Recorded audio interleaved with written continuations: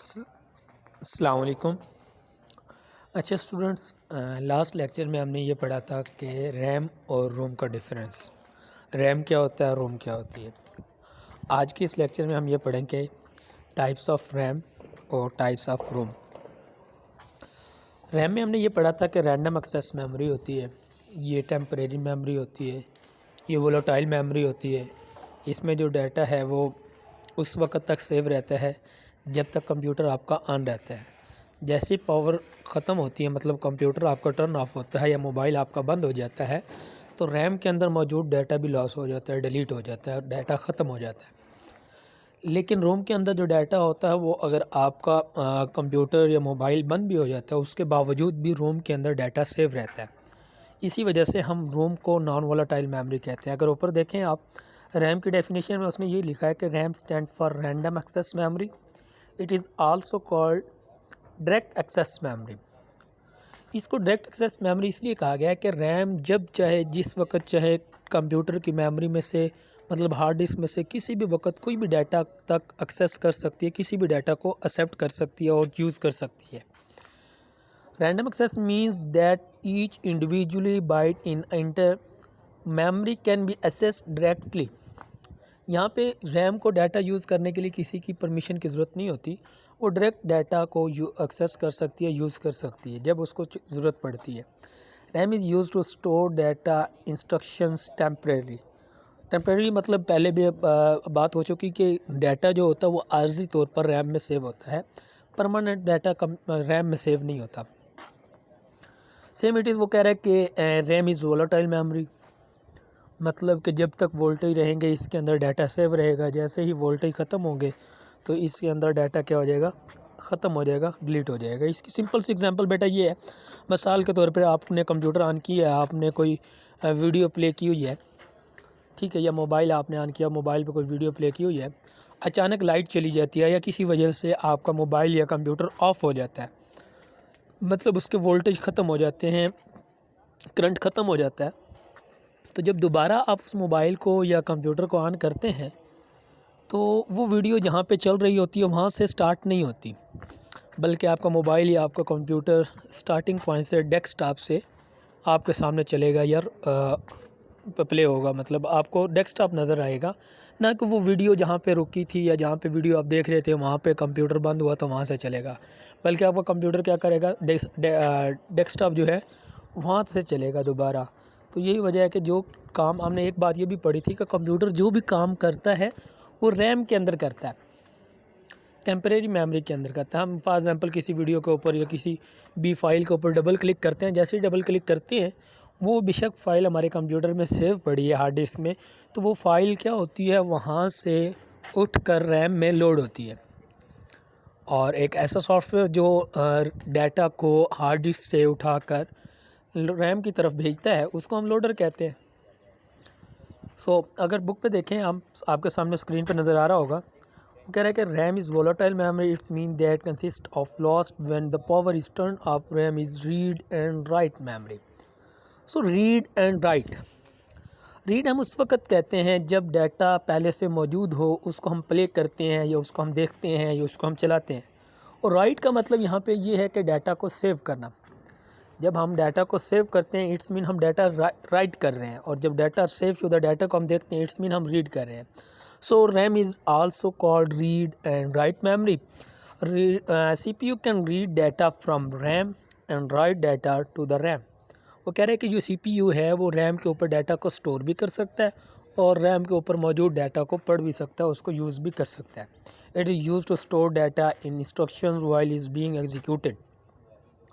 यहाँ पे वो बात ये कर रहे हैं जो अभी थोड़ी देर पहले मैंने बात की कि कंप्यूटर जब भी काम करता है तो रैम के अंदर करता है। वो कह रहा है कि रैम के अंदर डाटा उसी वक्त स्टोर होता है जब वो डाटा चल रहा होता है, एग्जीक्यूट हो रहा होता है। फॉर एग्जांपल कोई प्रोग्राम है वो अगर बंद पड़ा हुआ है तो वो रैम में नहीं होगा, वो प्रोग्राम आपका रैम में नहीं होगा, वो आपका हार्ड डिस्क में पड़ा होगा। लेकिन जब आप उस पर डबल क्लिक करेंगे, आप उसको प्ले करेंगे तो वो उस वक्त लोड होगा रैम पे, तो रैम पे उस वक्त तक रहेगा जब तक वो प्रोग्राम चल रहा है।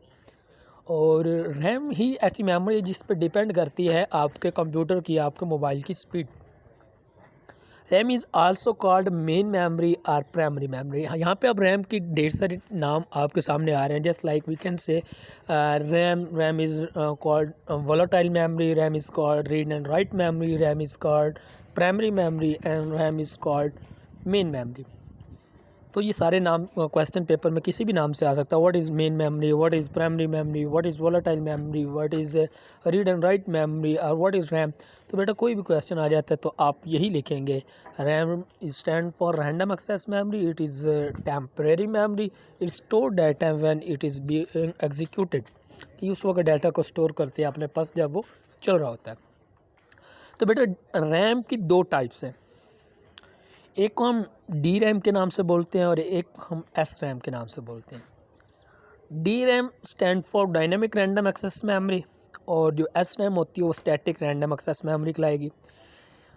डी रैम में अगर हम देखें, it is type of memory that use in most computer, it is least expensive kind of RAM.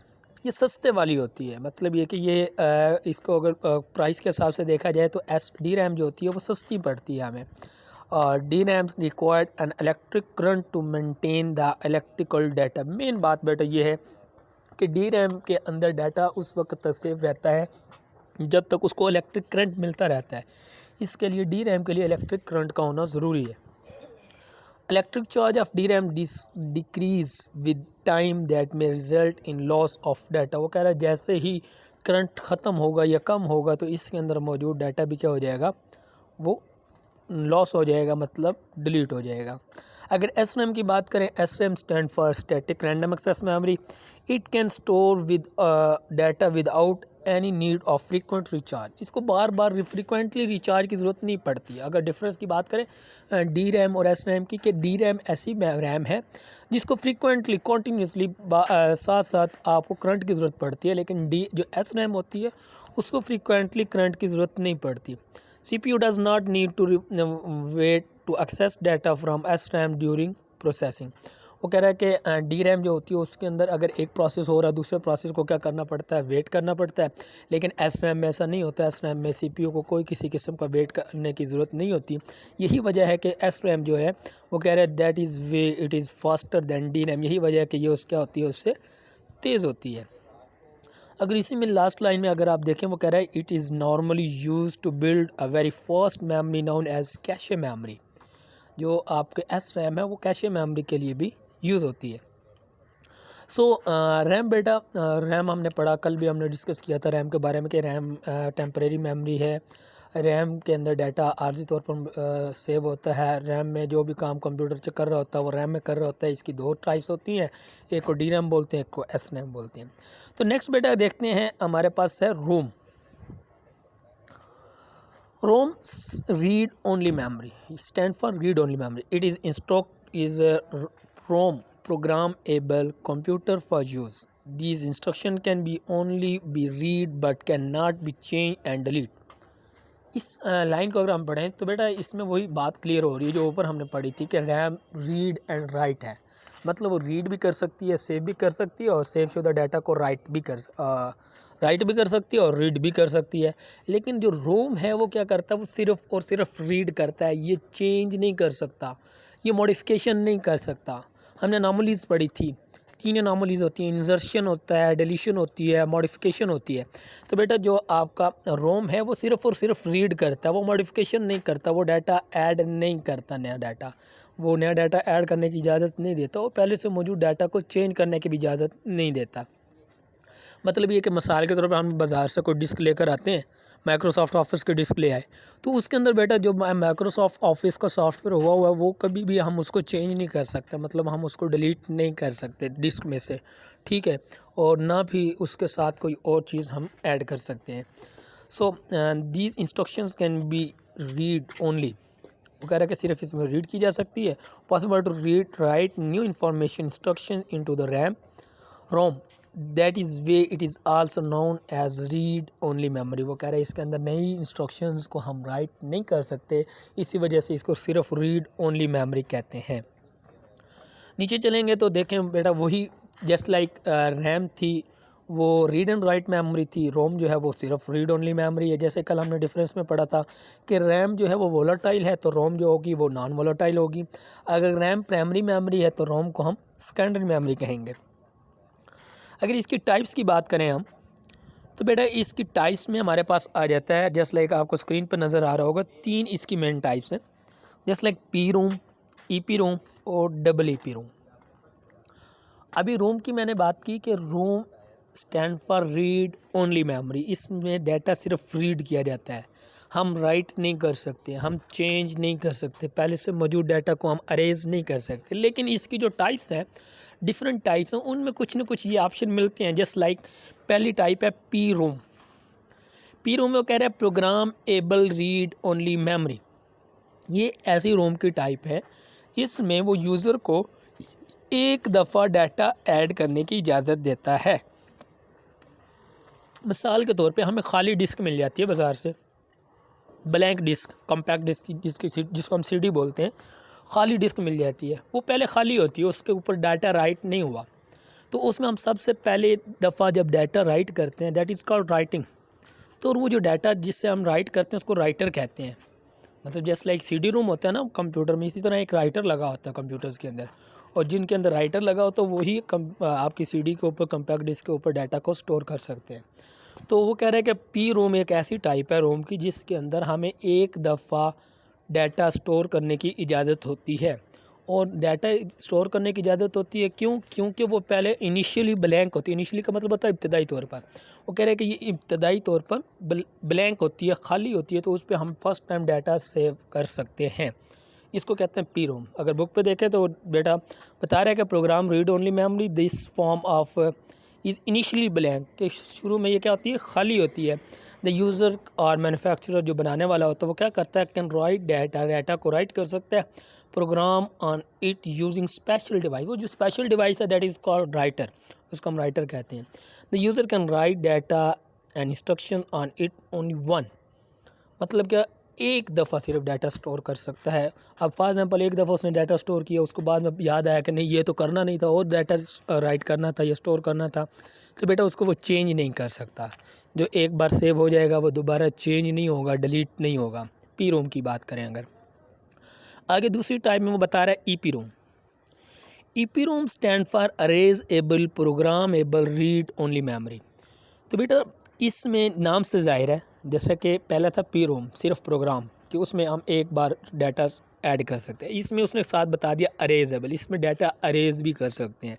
ये रोम की ऐसी टाइप है जिसमें हम अपनी मर्ज़ी से डाटा को सेव भी कर सकते हैं, और अगर गलती हो जाती है, मिसाल के तौर पर बाद में हमें याद आता है कि ये डाटा स्टोर नहीं करना था, राइट नहीं करना था, हम क्या कर सकते हैं, उसको अरेज कर सकते हैं, उसको डिलीट करके उसकी जगह पे नया डाटा भी ऐड कर सकते हैं। अब वो जो डाटा हम अरेज करेंगे तो उसके लिए बेटा स्पेशल किस्म की अल्ट्रा वायलेट रेज़ को हम यूज़ करेंगे। अल्ट्रा वायलेट रेज़ क्या करेंगी, डाटा को उसमें से ईपी रोम में से डिलीट करने के लिए यूज़ होती हैं। अगर अल्ट्रा वायलेट रेज़ नहीं होंगी तो हम डाटा को रिमूव नहीं कर पाएंगे ईपी रोम से। EP Rome stand for erasable programmable read only memory. It this form of ROM is initially blank. ये भी स्टार्टिंग में खाली होती है, इसमें डाटा हम फर्स्ट टाइम राइट करते हैं, लेकिन फॉर एग्जांपल डाटा गलत राइट हो गया, बाद में हम क्या कर सकते हैं, चेंज कर सकते हैं उसको अरेज करके। द यूज़र और manufacturer can write a program on it using special device. The data and program written on it can be erased with special device using ultraviolet rays। ये वही बात कि आप अल्ट्रावायलेट रेज़ को use करते हुए इसमें से मौजूद डाटा को अरेज कर सकते हैं, लेकिन हर वक्त नहीं, some time the user can write new program on it, और उस पर नया डाटा स्टोर कर लेगा पहले वाले को अरेज करके, लेकिन अरेज करने के लिए अल्ट्रावायलेट रेज़ की ज़रूरत होगी। तो लास्ट वन है double EPROM. Double EPROM electronically erasable programmable read only memory है। ये भी रीड ओनली मेमोरी, लेकिन इसमें दोनों चीज़ें आ गई। पहले वाले में था अरेजेबल, और उसमें अरेज डाटा करने के लिए हमें अल्ट्रा वायलेट रेज़ की ज़रूरत होती, लेकिन यहाँ पे डबल ईपी रोम में वो कह रहा है कि इलेक्ट्रॉनिकली अरेजेबल। क्या मतलब कि करंट इलेक्ट्रॉनिकली बिजली के ज़रिए या करंट के ज़रिए, वोल्टेज के ज़रिए हम क्या करते हैं, अपने डाटा को डिलीट भी कर सकते हैं, अरेज भी कर सकते हैं और नया डाटा भी ऐड कर सकते हैं। जस्ट लाइक आपके पास USB है, मेमोरी कार्ड है, मेमोरी कार्ड को आप मोबाइल में लगाते हैं, उसको करंट मिलता है तो उसके अंदर मौजूद इलेक्ट्रॉनिकली आप क्या करते हैं, अपने डाटा को डिलीट भी कर सकते हैं और नया डाटा भी आप ऐड कर सकते हैं। और वो कह रहा है in this memory user can arrays and right the instruction with the help of electric pulses, कि इलेक्ट्रिक पल्सेस को यूज़ करते हुए यूज़र आसानी के साथ अपना डाटा इसमें सेव भी कर सकता है, इससे अरेज भी कर सकता है और जितनी दफ़ा चाहे वो उसको डाटा को अरेज करें। जैसे लाइक हमारे पास USB होती है, पता नहीं कितनी दफ़ा उसमें से डाटा को अरेज करते हैं और कितनी दफ़ा हम डाटा को सेव करते हैं। तो बेटा ये थी रोम की टाइप्स और ऊपर हमने पढ़ी रैम की टाइप। रैम और रोम की डेफिनेशन हमने पढ़ी, कल उनका डिफरेंस पढ़ा था। और रैम की टाइप्स हमने पढ़ी कि 2 रैम होती हैं, एक एस रैम एक डी रैम। और रोम में हमने पढ़ा कि 3 टाइप्स हैं, पी रोम, EP रोम और डबल EP रोम। नीचे बेटा डिफरेंस दिए हुए हैं एस रैम डी रैम का, ये भी आप पढ़ेंगे, इसको नोट करेंगे। सेम इट इज़ रैम और रोम का डिफरेंस हमने कल पढ़ा था। फिर लास्ट पे अगर आप देखें तो वहाँ पे पी रोम और डबल EP रोम का डिफरेंस दिया हुआ है। तो बेटा ये यहाँ तक आपका लॉन्ग क्वेश्चन बनता है, इसको आप अच्छी तरीके से तैयार करेंगे और सारे स्टूडेंट्स इस असाइनमेंट्स को एज असाइनमेंट इस पूरे लेक्चर को, मतलब what is RAM and ROM, write on the types of RAM and ROM, ये मुकम्मल क्वेश्चन जो है ये राइट करेंगे। वेरी नेक्स्ट डे जब आपका की फ़िज़िकल क्लासेस स्टार्ट होंगी तो पहले दिन ही आपसे ये असाइनमेंट सारी डेली बेसिस पे जो लेक्चर हो रहे हैं वो सारी आपने लेक्चर 1 लेक्चर 2 के हिसाब से असाइनमेंट्स बनाते जाना है कंप्यूटर की। तो जिस दिन आपकी फ़िज़िकल क्लासेस होंगे, मंडे को होती हैं, ट्यूसडे को होती हैं, जिस दिन भी होती हैं, तो बेटा उस दिन आपने वो सारी असाइनमेंट्स मुझे जमा करवानी है। Okay, thank you.